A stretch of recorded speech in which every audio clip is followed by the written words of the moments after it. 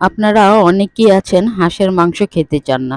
কারণ হচ্ছে হাঁসের মাংস থেকে একটা গন্ধ আসে। কিন্তু আমার এই রেসিপি যদি আপনারা ফলো করেন তাহলে আজকে থেকে আপনারাও হাঁসের মাংস খেতে পারবেন অনায়াসে। খুবই মজাদার, খুবই টেস্টি হয়। এভাবে যদি হাঁসের মাংসটা রান্না করে থাকেন তাহলে কিন্তু আর কখনোই হাঁসের মাংস ছেড়ে কথা বলবেন না। হাঁসের মাংস খেতে মন চাইবে, একবার নয় দুইবার নয়, সারা শীত জুড়েই কিন্তু হাঁসের মাংস খেতে চাইবেন। যাই হোক, আসসালামু আলাইকুম। আমি সুলতানাকা আপনাদের সাথে একটি রেসিপি শেয়ার করতে চলে আসলাম। আশা করি সবাই ভালো আছেন। আলহামদুলিল্লাহ আমি ভালো আছি। এখানে আমি একটা হাঁসের পুরো মাংসটা নিয়ে নিয়েছি। এখানে আমার প্রায় ১.৫ কেজির মতো মাংস হয়েছে। আমি সব গিলা, কলিজা, ঠ্যাং যা আছে সবই নিয়েছি। তারপরে এখানে আমি পানি দিয়ে দিচ্ছি পর্যাপ্ত পরিমাণে। পানি দিয়ে আমি 1/2 কাপের মতো এখানে ভিনেগার দিয়ে দিচ্ছি। দিয়ে আমি এটাকে ভিজিয়ে রাখবো যতক্ষণ না পর্যন্ত আমি অন্য উপকরণগুলো ঠিকঠাক করে নিচ্ছি, সে পর্যন্ত এই হাঁসের মাংসটা ভিজিয়ে রাখবো। তাহলে কিন্তু এটার 50% গন্ধ কিন্তু চলে যাবে। তারপরে আপনারা চাইলে কিন্তু হাঁসের মাংসে ভিনেগার না থাকলে লেবুর রস দিয়েও কিন্তু ভিজিয়ে রাখতে পারেন, তাহলেও কিন্তু হাঁসের এই গন্ধটা থাকবে না। যাই হোক, এখানে আমি বাদাম নিয়ে নিয়েছি 3 আইটেমের। এখানে আমি কাঠবাদাম নিয়েছি, তারপরে নিয়েছি চীনা বাদাম, তারপরে নিয়েছি কাজু বাদাম, আর এখানে অল্প কিছু পরিমাণে আমি নিয়ে নিয়েছি জয়ত্রিক, আর অল্প পরিমাণে নিয়েছি জায়ফল, আর পোস্তর দানা নিয়ে নিয়েছি, আর এখানে নিয়ে নিয়েছি জিরের গুঁড়া, আর এক মুঠের মতো আমি নারকেল কোড়া নিয়েছি, আর নিয়েছি ৫ থেকে ৬টা শুকনো মরিচ। তারপর এটাকে আমি একটু ব্লেন্ডারের জারে ব্লেন্ড করে নিচ্ছি। আপনারা চাইলে শিলপাটায় বেটে নিতে পারেন। তারপরে পরবর্তী ধাপে চলে আসলাম। তার জন্য আমি এখানে একটি ফ্রাই প্যান বসিয়ে দিলাম। ফ্রাই প্যানে আমি সয়াবিন তেল দিয়ে দিচ্ছি।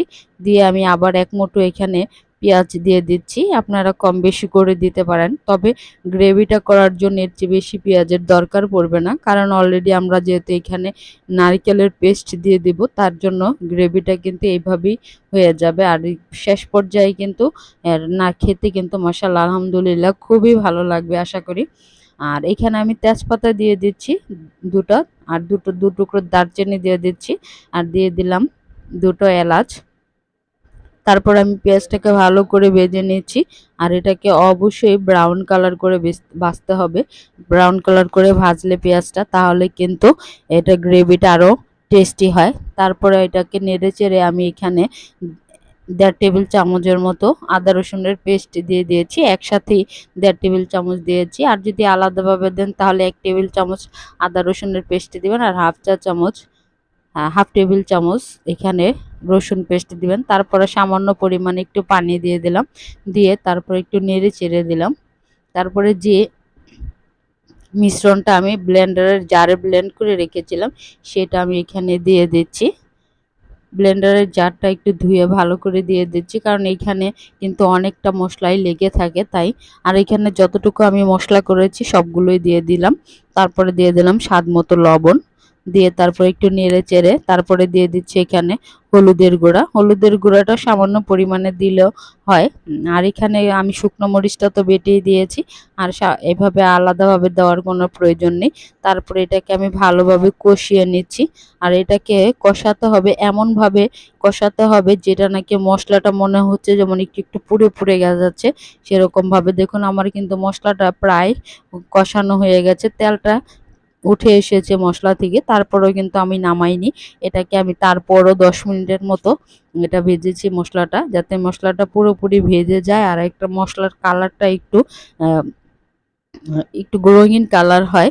তারপর আমি এখানে গোলমরিচ দিয়ে দিলাম, কালো গোলমরিচটা দিয়েছি। আর এইখানে আমার আস্ত গোলমরিচ ছিল না, তাই আমি ফাঁকিটা দিয়েছি, গুঁড়ো করা যেটা সেটা দিয়েছি। তারপরে আমি এখানে ভাজা জিরার গুঁড়া দিয়ে দিচ্ছি, দিয়ে এই মশলাটাকে আমি তারপরে কষিয়ে নেব। আর গোলমরিচটা আর জিরা গুঁড়াটা কিন্তু পরে দেওয়ারই চেষ্টা করবেন, তাহলে কিন্তু এটার থেকে একটা ফ্লেভার বের হবে।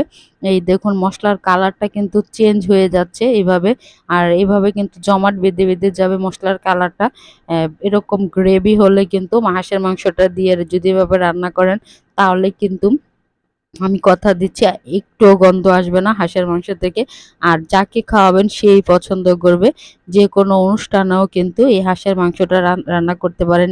এটা কিন্তু গ্রাম অঞ্চলে অনেকে পিঠা দিয়ে খায়, তারপরে ছিটা রুটি দিয়ে খায়, আবার আপনার পরোটা দিয়েও খেতে ভালো লাগে। আর ভাত দিয়ে, পোলাও দিয়ে, যেভাবেই রান্না করেন না কেন সেভাবেই খেতে পারবেন। এটা কিন্তু আলহামদুলিল্লাহ খুবই ভালো লাগবে খেতে। আশা করি আপনাদের কাছেও ভালো লাগবে।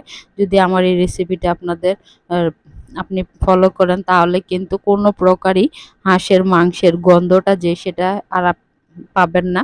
আর তাছাড়া এটা কিন্তু আমি যখন লেবুর পানিতে ভিজিয়ে রেখেছিলাম প্রায় ১ থেকে ১.৫ ঘন্টার মতো, তখনই কিন্তু হাঁসের মাংসের যে গন্ধটা সেটা চলে গেছে।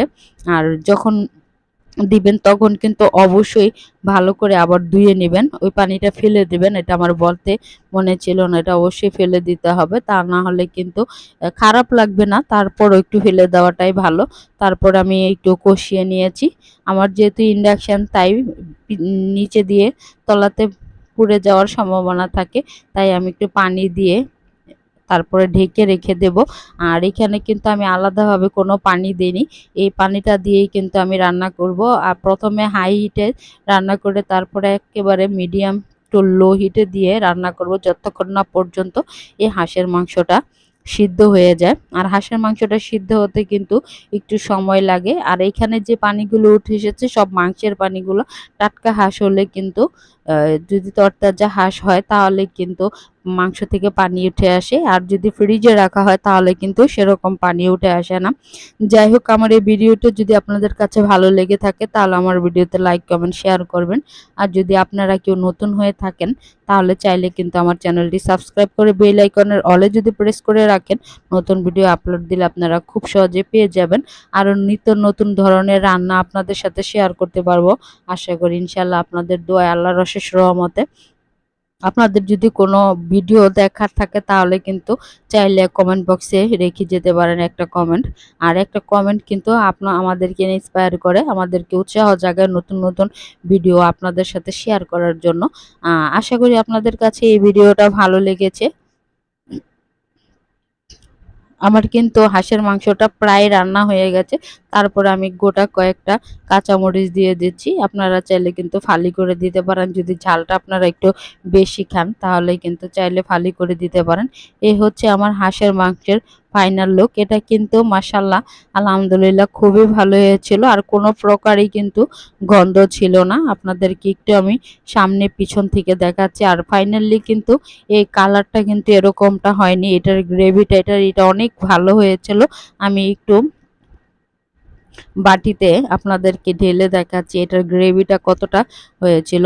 দেখুন, দেখতেই কিন্তু অনেকটা ইয়ামি ইয়ামি লাগছে, আর দেখলে মনে হচ্ছে যে খেয়ে নেই। যাই হোক, আজ আর কথা বাড়াবো না। আর নতুন আরেকটা ভিডিও আশা করি আপনাদের সাথে শেয়ার করতে পারবো। সে পর্যন্ত সবাই ভালো থাকবেন, সুস্থ থাকবেন। আর সবার সুস্বাস্থ্য কামনা করে আজকের মতো বিদায় নিচ্ছি। আসসালামু আলাইকুম, আল্লাহ হাফেজ।